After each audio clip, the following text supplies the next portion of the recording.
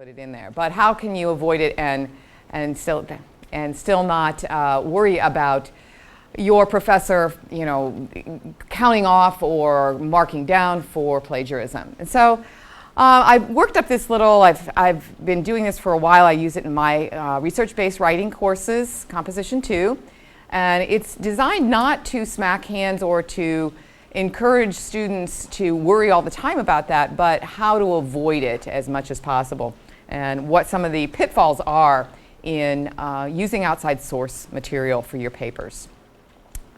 So, anybody know who this guy is? William Shakespeare. Anybody know why he might be wanted for plagiarism? Ever hear of the controversy that surrounds Shakespeare? It's been an ongoing controversy for the last 20, 30 years that there have been some scholars that have said that he borrowed liberally from writers of his time, even Greek Roman writers, and even some of his more famous sonnets or speeches from the plays were taken from other sources. And so there's been a lot of, among Shakespeare scholars, there's been a lot of controversy about whether he actually, in fact, he was even accused by one of his own contemporaries of causing a Shakes scene. Those were the words that they used to say, oh, you didn't do these things. You've borrowed a lot. And Shakespeare, while no one has decided one way or the other in this controversy, Shakespeare himself would agree that every writer is a literary pickpocket to some extent. All writers borrow, and we all borrow each other's ideas. There are a lot of times not any original ideas anymore. There's just recycled ideas, right, that we cycle in and put in our own writing. So that's fine. And I'm going to help you learn how to do that and make some of those ideas your own. I thought that was always the case where nobody had it. There generally really aren't. And we'll talk too about the notion of generalized information and how you do not have to cite generalized information.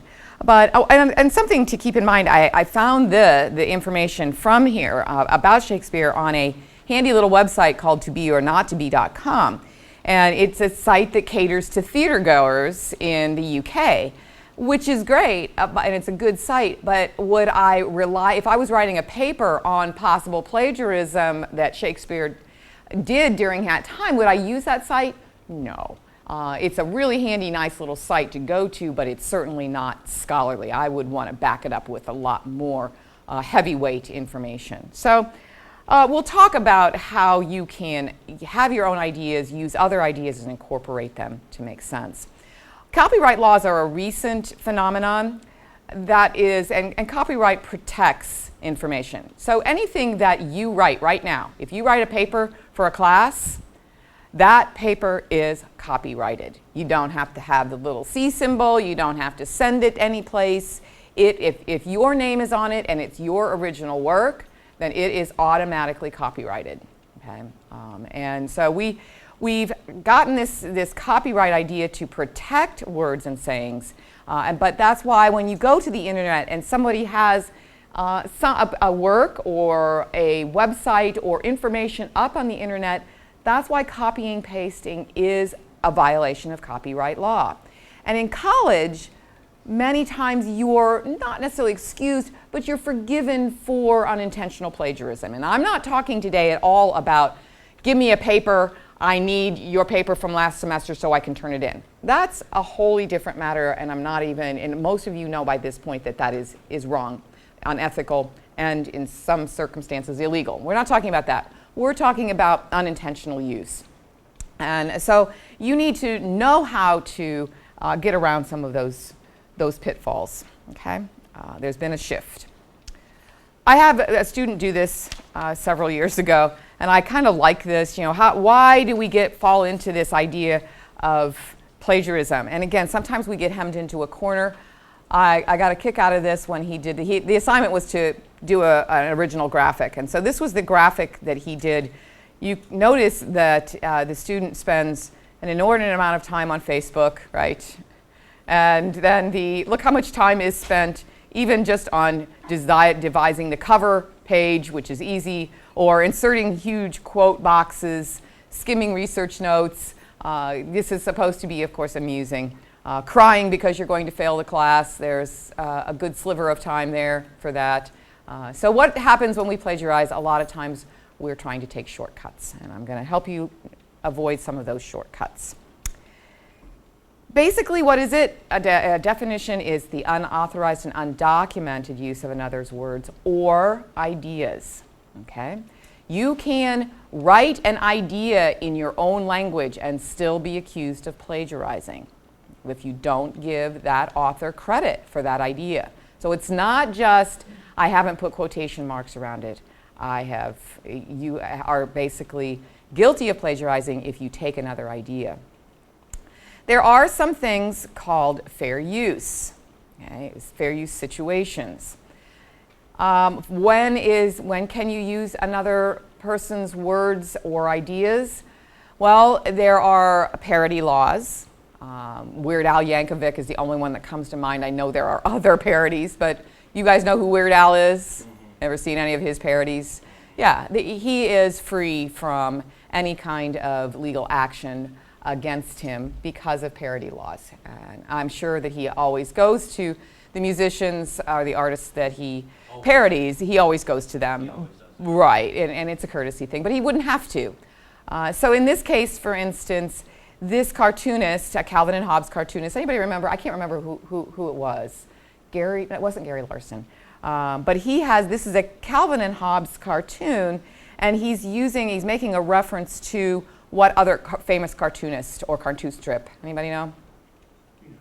Yeah, Charles Schulz and Peanuts. So would this cartoonist get in trouble for using this? No, because this is parody, and so that's fair use, and you can do that. As an educator, I also am immune from prosecution for copying chapters from books, for instance, or showing movies in class that are copyrighted material, because I'm an educator. I cannot distribute them, I cannot ask for money for them, but I can copy those and use them in an educational setting and still be immune from that. So there are some fair use, but for students, generally you have to give credit. So how do you avoid it? You cite your information, and number two, you put quotation marks around words. And this is the stumbling block where I think students have the most trouble a lot of times, is they forget to put quotation marks around it. They think that the citation or the introduction at the end covers them. But when they don't put quotation marks around the actual words of the source, then you are telling your readers who are reading that this is your language, this is your writing. So we know through convention that quotation marks help readers understand what's your writing and what's not your writing. So you have to do both. You have to cite, you have to quote when you haven't written it. Okay? And of course, you know all these reasons. We've talked a little bit about that already, but again, the farther along you go in life, the bigger the penalties for this kind of thing. There was a case several years ago where a college valedictorian had plagiarized her entire thesis and was stripped of all the honors and was thrown out. I had a student several years ago in one of my classes, online classes, where I think it's a real matter of integrity in an online setting where I'm not monitoring or able to monitor as well. And she plagiarized from the entire World Coal Organization website, her entire paper. She was thrown out and kicked out of the nursing program because of that. I contacted her advisor, and she is no longer in the nursing program. And she worked hard to get into the nursing program. So there are consequences, and the farther along you go in life, the higher the consequences. You could lose a job, you could go to jail. Generally not that, but there are some consequences to it. So ways to avoid it. If you have a paper coming up, here's what the three ways that you use outside information and you incorporate it into your own writing. You summarize, and you all know what summaries are. They are condensing very large quantities of material into shorter form.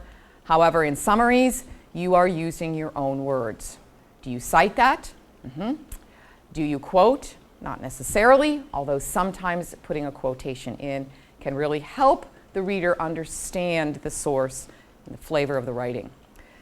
A paraphrase is akin to summary. However, a paraphrase recasts a smaller unit. So you might leave here today and someone asks you, how was the presentation? And you would provide maybe a short summary, right, of what happened today. If you wanted to take a smaller piece of this presentation and say, what did she say about fair use documents? And then you would recast that in your own language, what I said. Okay. So smaller phrases and smaller units of grammatical units of writing can be recast into your own writing. And it means changing the writing. And then, of course, you all know what direct quotation is. Direct quotes should always be attributed to the source. Always, always, always. You do not put a direct quote in without telling readers where it came from, introducing it, using a parenthetical citation, whatever the case. You have to give credit. Okay. So let's look closer at summarizing. Here is a good way to do it. When you summarize, the best way to summarize information is to read it, understand it in your own language. What is the main point that this author is trying to make? And then highlight those. And summarizing, you are actively reading, so you're looking for main points, you're looking for supporting details, and then you're recombining material. So you're giving your reader an understanding of what the writer's points are and how that writer supports those points. And as you know here in the third bullet point, you can recombine material, long pieces of illustration or narrative stories into Joan spends the next 5 paragraphs providing the reader with examples of college-level plagiarism. So you've taken care of 5 paragraphs and condensed that information into 1 sentence. Those are good skills to learn. I generally tell students, keep the original order of ideas. So while you're summarizing a longer work, summarize in the same order that the writer has written those ideas. Put it all in your own words. And again, the basic key to doing that is to knowing, understanding what the writer is trying to do. Your job in summary most of the time is to fairly represent what that writer has written. Okay, that's your job. You want to put it in your own language, but you don't want to change meaning. And that sometimes is easy to do when you're recasting. So, and then what do? You provide an attribution or a citation. Anybody know what an attribution is? What do I mean by that? No? An attribution is an introduction. According to, you see them all the time, you do a lot of academic reading, so you've seen them in your own, according to so-and-so, head of the Department of Labor. Okay? That's an attribution. You are attributing that quote to that person. Or you can simply cite where it came from. So I'm not going to ask you to get out your piece of paper. We don't have that kind of time today.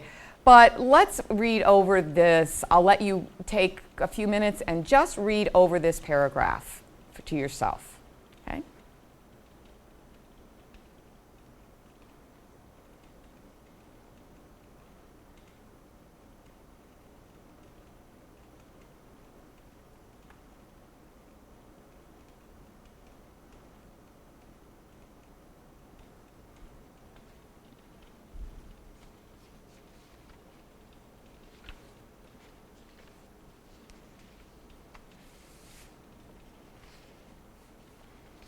Okay, so if we say that our first job is summarizing, and we're going to do a little summary, our first job is to understand the overall concept. What is the reigning idea in this paragraph? What does Shelley Wu want us to understand in these sentences? What's most important? Any ideas? Yeah? The mindset of the athlete is important. Yep. The mindset of the athlete is just as important as the skills, the performance skills. Okay? So that's the overarching idea. So we start with that. We can say Shelley Wu. Well, let's step back just a moment before we do that. What other information might you want to include in a summary? If you were deciding, okay, I want to take this information and I want to put it in my paper, what other information might you pull out that you want to use? That seems important. What do you think? Any ideas? How about the data, the statistic? Would you want to include that? Probably, yes. She has a couple of really nice language, how can I say this? The way she uses language, which is really the alliterative confidence, concentration, consistency, control. So those 4 C's ideas that she brings in, so you might want to put those into your writing, into your paper and your summary. She also uses a really great visual here later. Talents plus physical and technical training can take athletes and teams only so far before they reach a performance plateau. That's a visual, right? And that's a good thing in language because that helps us see. So those are all maybe important things that we'd want to include in a summary. Here's mine, okay? I start with an attribution. According to Shelley Wu in her article, Sport Psychology Athletes in the Olympics, there is more to winning than just physical dominance. She says that while speed and strength and stamina are all important factors in an athlete's performance, a proper frame of mind is also part of a winner's main attribute. She lists 4 mental factors that can determine outcome for athletes and briefly explains why those factors can carry them to the next level. Okay? So I've condensed the information. I've been true to her ideas. I'm not changing her ideas in any way. And I have included some of the important materials in this. So you could go, in other words, you would go to the original source and find more about it if you need to. Okay? If we want to paraphrase, okay, again, these are best used for longer materials, not whole paragraphs, just shorter sentences. So a way to do a good paraphrase, and I think this is where in my many years of experience teaching writing, I think this is where a lot of students stumble. And they tend to assume that taking one word away from the original and putting their word in makes it their writing now. And I always use the example of that's sort of like an analogy, that's sort of like me taking my my plates off of my car and putting them on your brand new car and saying, it's mine now. I have this new car that, I've got my plates on it. See, you can't change one small thing in a paraphrase. You have to completely rephrase. And that can take some work and some think time. So the rule that I generally tell students in avoiding plagiarism in paraphrasing is if you have, as a general rule, 3 or 4 consecutive words from the original in a row in your paraphrase, you are moving into plagiarism land, okay? You're getting dangerously close. So again, you have to use some reasoning. So completely rearrange the structure of the writing, and again, leaving out just a word or two isn't really a paraphrase. So I have that just small example there. Please turn in all your homework was her quote by Friday. You can paraphrase it by saying, Friday is when Mrs. Fabian said she wants our homework. Okay, so you've got the core idea and the key idea, but you have inverted the order of the sentence to help you paraphrase. Okay, so if we have a paraphrase of this particular sentence, the right mindset is one of the determinants of an athlete's performance, right along with his or her physical condition and technical skills. If we apply some of those ideas here, okay, and put this in our own words, one of the things that we might try doing is starting at the end of the sentence with the key ideas in the subordinate clause, which is the material after the comma, right? So we can start there and start with that notion and that idea and work backward in the sentence so that we are not guilty of just simply changing. Here's a possible version. This is just one. In addition to an athlete's physical shape and technical abilities in any sport, Shelley Wu argues that the athlete also needs a positive frame of mind. Okay? So I've kind of paraphrased that idea, but I've changed it enough that but I still notice it's my language, It's my usage, it's my interpretation to some extent. But note that I am still giving her credit. Okay? So paraphrases of this idea, not just her words, but her idea as well, is important to avoid plagiarizing. And I'll talk about what I think a question you might be having right now in just a moment. I'll come back to that. Okay? Quoting directly, copying word for word from the source, using quotation marks around all the words, and punctuation. Even punctuation you must have correct in your quotations. You can use something called ellipses points. The ellipses points right in the middle of a quotation suggest omission. So if there's extraneous or extra material in that quote, you don't want to bring it in, you can use these 3 dots to connect one side and the other. Take that material out.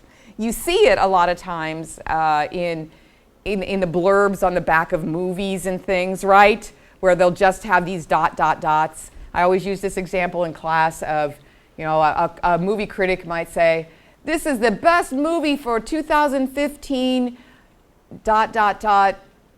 for the entire year's worth of drama, okay? The dots have left out, if you like, inane dialogue, poor acting, and stupid directing, or something along those lines. That stuff's taken out, and you see the best movie of the year, that kind of. They do that a lot, and that's one of those buyer beware sort of ideas, is, you know, you have to know that that's happening. You don't have that option. You can't take material out of a quotation because it doesn't fit, okay? It has to be actually extraneous or extra material. And one other point to make, again, these are finer points, but whatever is on the front part and the back part of the quotation, they have to make grammatical sense. So this, you'll notice that this is a complete grammatical unit. Use ellipses points to suggest omissions. Okay? My reader doesn't have to stop and connect those in some way. It's a whole grammatical unit. Okay? And then quoting is the thing that you do the least amount of in a paper. Okay? How many of you have to turn in things to Safe Assign? Everybody, right? You have to turn material in, upload that to Blackboard, and it reads it, right? Okay. And when you get a high percentage on your originality report, a lot of times what is happening is that you are over-quoting. You're using too much. Even though you look at your originality report and you say, I've got quotation marks around all these things, so I'm not plagiarizing. Well, no, technically you're not, but you may be using way too many quotes. You may be quoting too often. So use those originality reports in Blackboard to help you with those kinds of things as well, when you use too many quotes. And again, this is personal. In my courses, I tell my students, you should try to limit your direct quotes to 3 or 4 for every 5 pages. Would you say the same thing, Jessica, generally? Generally, yeah. And usually, if it's more than that, is where you get into way too many quotes and it ends up entire paragraphs of quotes. Right. Right, way too much. And again, that's part of where a lot of times we get in a hurry. And we don't want to take the time to rephrase, so we just start quoting directly. Okay. All right, any ideas what you think would make a good quote to pull from this particular passage that we've been looking at? What would you quote if you were writing a paper on this topic? Anybody? Ideas?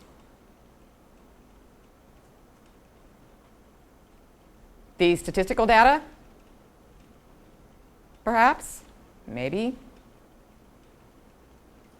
Jessica, what would you pull? You're a writer. If it were me, I would pull things that I don't feel I can rephrase myself. Good. So that very first sentence might be something that is phrased perfectly, or the very last sentence that I highlight the main idea of the paragraph. Okay. Anybody do anything different? What might pull something else out? I like those 4 C's. Yes. So somehow incorporate those. Right. But it's a small. It's a very small short sentence. Yeah. But you could put those in quotation marks embedded in a sentence that you wrote. Sure. I like the performance plateau. I like language that's visual, so that it gives readers a picture of where we all know what a plateau is, and we can only reach so far. So I like that. I would maybe pull that out. There are any number of them that you can do this one. A lot of students use that. Again, reputable and factual information is always good to quote directly as you put that in. Okay? Who is this guy? Anybody know? Ben Franklin. Very good. What do we know about him? Was he an original guy? He was an inventor. Yeah. Yeah, he invented, supposedly, he invented these, right? Thank goodness. He invented, this, supposedly, electricity. The Franklin stove, which was revolutionary because it cut down a lot on fires in homes that were very common in colonial era times. It also burned hotter, and you had to use less material. Very good, thank you. Thank you, I did not know that. But he created this, saw a problem, the odometer for postal routes, and of course he invented money.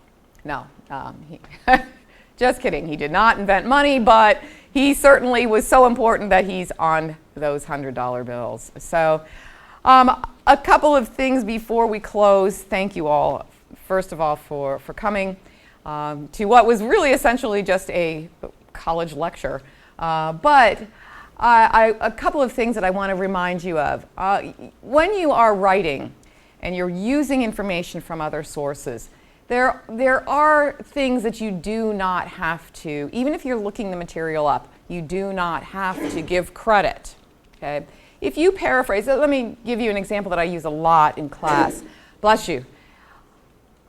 How many of you know, you guys that are older, you can't help, how many of you know right off the top of your head when President John Kennedy was assassinated? Date, time, I know you know. Anybody else know the exact information? Years? And no? Okay, you would have to go look that up, right? 1963, November. Yeah. Right, 22nd, 63, where? It was in Dallas, right. Yes, yeah, you got that. Yes, the Dealey Plaza, who was he with?